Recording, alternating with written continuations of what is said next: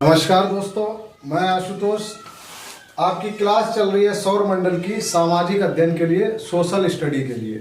ठीक है, तो सामाजिक अध्ययन की क्लास स्टार्ट करते हैं।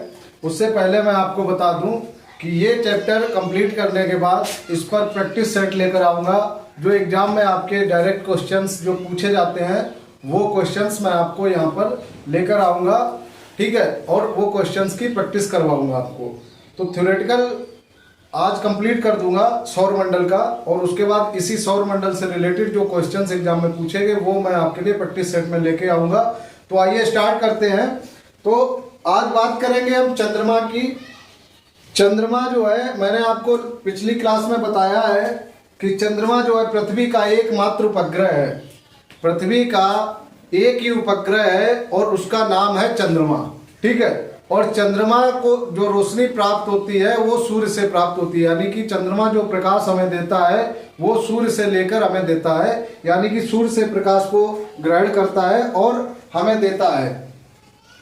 चंद्रमा हमें जो इतना बड़ा दिखाई देता है, बाकी तारे सब छोटे छोटे दिखाई देते हैं, तो उसका भी एक कारण है कि चंद्रमा पृथ्वी के बहुत निकट है। ठीक है, बाकी के तारे जो भी हमें छोटे छोटे तारे चंद्रमा के साथ में और भी दिखाई देते हैं आसमान में रात में जब हम देखते हैं, तो उनकी दूरी बहुत ज़्यादा होने के कारण, यानी कि पृथ्वी से उनकी दूरी चंद्रमा की तुलना में बहुत ज़्यादा होने के कारण वो हमें छोटे दिखाई देते हैं। और चंद्रमा की दूरी बाकी तारों की अपेक्षाकृत बहुत कम होने के कारण, पृथ्वी से जो दूरी रहती है बहुत कम होने के कारण जो है चंद्रमा हमें बड़ा दिखाई देता है पृथ्वी से। ठीक है, तो अभी बात करते हैं चंद्रमा की। तो चंद्रमा क्या है कि हमारी पृथ्वी के सर्वाधिक निकट स्थित आकाशीय पिंड भी कह सकते हैं इसको। पृथ्वी से इसकी जो दूरी है लगभग 3,84,000 किलोमीटर है। ठीक है, बाकी चंद्रमा में मैंने आपको बता दिया है।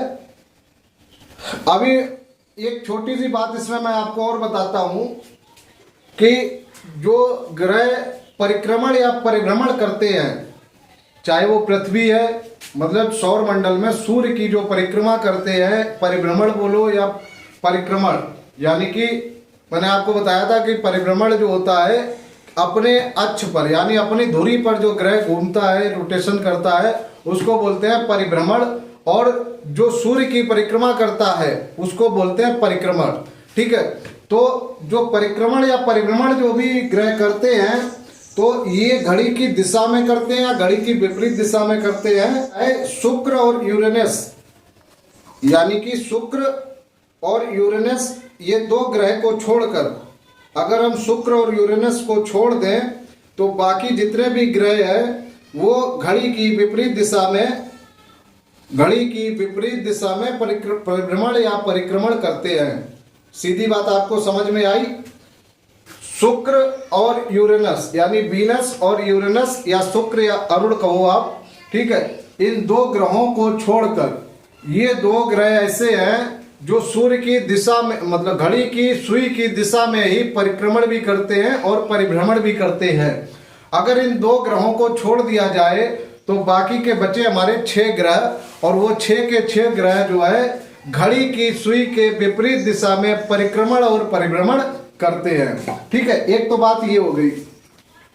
अब चंद्रमा से आगे बढ़ते हैं। मैंने आपको बताया था अपनी पिछली क्लास में क्षुद्र ग्रह का जिक्र हुआ था, उसके बाद उल्का पिंड का जिक्र हुआ था। तो क्षुद्र ग्रह, उल्का पिंड और पुच्छन तारे, कुइपर मेखला और बिग बैंग, ये क्या होता है इसके बारे में आज हम बात करेंगे। तो बहुत जल्दी जल्दी में मैं आपको बताता हूँ थ्योरेटिकल पार्ट, जिससे कि अब प्रैक्टिस सेट जो लेकर आऊंगा क्वेश्चंस का, वो मैं आपको ज़्यादा समय दे सकूं उसमें। तो इसमें मैं आपको बता दूं, क्षुद्र ग्रह वो होते हैं ये जो मोस्टली हैं मंगल और बृहस्पति। मंगल और बृहस्पति ग्रह की जो कक्षाएं हैं उनके बीच में पाए जाते हैं। इनको क्षुद्र ग्रह बोलते हैं। और ये असंख्य, मतलब बहुत सारी संख्या में छोटे छोटे पिंड होते हैं। ठीक है, इसके बाद अगर उल्का पिंड की बात करूं तो धूल व गैसों से निर्मित छोटे छोटे पिंड जो अंतरिक्ष में घूमते रहते हैं, जब ये पिंड घूमते घूमते पृथ्वी के वायुमंडल में प्रवेश कर जाते हैं तो घर्षण के कारण ये जलने लगते हैं तथा तेजी से पृथ्वी की ओर बढ़ते हैं। इसे ही टूटता हुआ तारा कहते हैं। आपने देखा होगा ना कई बार हम जो है शाम के समय में या रात के समय में खड़े होते हैं आसमान के नीचे, यानी अपनी छत पर खड़े होते हैं या खुले सड़क पर खड़े होते हैं, और हम देखते हैं एक टूटता हुआ तारा। सभी लोग बोलते हैं टूटता हुआ तारा जा रहा है, अपनी कोई इच्छा है तो इससे मांग लो पूरी हो जाती है। तो इस तरीके से धारणा भी है। तो टूटता हुआ तारा जो है वो यही होता है, जिनको उल्का पिंड या उल्काश भी कहा जाता है इनको, ठीक है। इसके बाद पुच्छल तारे की बात करूं तो इनको धूमकेतु भी कहते हैं। अच्छा, ये बर्फ, धूल और गैस के बने आकाशीय पिंड होते हैं। धूल और गैस से बना हुआ जो पिंड होता है उसको भी मैंने आपको बताया उल्का पिंड कहते हैं। अब जिसमें बर्फ भी शामिल हो जाए, बर्फ, धूल और गैस से बने जो तारे होते हैं उनको आप पुच्छल तारे कहते हो, ठीक है। और पुच्छल तारा जो है सूर्य के ताप के कारण इसकी गैसें, धूल और बर्फ वाष्प में बदल जाती हैं। यही वाष्प मुख्य पिंड से एक लंबी सी चमकीली पूंछ के रूप में बाहर निकल जाती है।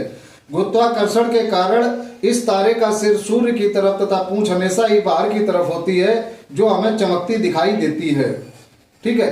तो अभी आप समझ रहे होंगे, जो आपको पूंछ सी दिखाई देती है और वो पीछे की तरफ क्यों होती है, आगे की तरफ क्यों नहीं होती है, तो उसका कारण यही सूर्य का गुरुत्वाकर्षण बल है, जिसकी वजह से ऐसा होता है। अब हम बात अगर करें कुइपर मेखला क्या होती है, तो कुइपर मेखला जो है ये नेपच्यून के पार सौर मंडल के आखिरी सिरों पर एक तस्तरी के आकार की विशाल पट्टी है। इसमें असंख्य खगोलीय पिंड उपस्थित हैं, जिनमें कई बर्फ से बने हैं। धूमकेतु इसी क्षेत्र से आते हैं। खगोलविद क्या होता है? खगोलविद उनको कहते हैं जो ब्रह्मांड के विषय में जानकारी प्राप्त करते हैं, उनको हम कहते हैं, वो वैज्ञानिकों को हम क्या बोलते हैं? खगोलविद। तो खगोलविदों का अनुमान है कि यहाँ ग्रह जैसे कई बड़े आकाशीय पिंड भी हो सकते हैं। प्लूटो भी इसी मेखला में स्थित है, ठीक है। अब बात करें अगर ब्रह्मांड क्या है, तो ब्रह्मांड जो है आप तारों भरे खुले आकाश में एक ओर से दूसरी ओर तक फैली चौड़ी सफेद पट्टी की तरह चमकदार मार्ग देखा है। करोड़ों तारों का समूह, इस पट्टी को आकाश गंगा कहते हैं। ब्रह्मांड में क्या है? करोड़ों तारों का जो समूह है उसको आकाश गंगा कहते हैं। हमारी आकाश गंगा का नाम मंदाकिनी है।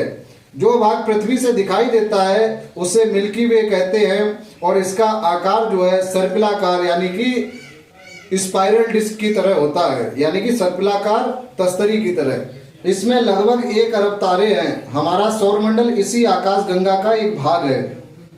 इस प्रकार की करोड़ों आकाश गंगाएं मिलाकर हमारे ब्रह्मांड का निर्माण करती हैं। तो ब्रह्मांड क्या है? जो आकाश गंगा की बात हम कर रहे हैं, ऐसी करोड़ों आकाश गंगाएं जब मिलती हैं तो उसको ब्रह्मांड कहा जाता है। अब एक शब्द है बिग बैंग। तो बिग बैंग क्या होता है, इसके बारे में बहुत ध्यान से समझिए। करोड़ों वर्ष पूर्व, अरबों वर्ष पूर्व आप कह सकते हो, करोड़ों अरबों वर्ष पूर्व ब्रह्मांड एक गर्म और सघन छोटे से गोले के रूप में था। अधिक गर्मी और सघनता के कारण इसमें अचानक विस्फोट हुआ। इस विस्फोट को बिग बैंग कहा जाता है। तो ब्रह्मांड में जो विस्फोट हुआ था 13 अरब वर्ष पूर्व लगभग की बात है कि ब्रह्मांड में जब विस्फोट हुआ था उसी विस्फोट को बिग बैंग कहा जाता है, ठीक है। तो उसी विस्फोट को बिग बैंग कहा जाता है। और जो हमारी आकाश गंगा को बनाने वाले बादल हैं उनको निहारिका कहते हैं। आकाश गंगा को बनाने वाले जो बादल हैं उनको क्या कहते हैं? उनको कहते हैं निहारिका, ठीक है। आकाश गंगा के केंद्र में एक विशाल ब्लैक होल है जो गुरुत्व केंद्र का कार्य करता है। इसके कारण आकाश गंगा का स्थायित्व बना रहता है। तो अंतरिक्ष क्या है? विभिन्न आकाशीय पिंडों के बीच वायु रहित रिक्त स्थान को कहते हैं अंतरिक्ष। ब्रह्मांड क्या है? असीम विशाल अंतरिक्ष जिसमें करोड़ों आकाश गंगाएं हैं। उपग्रह क्या है?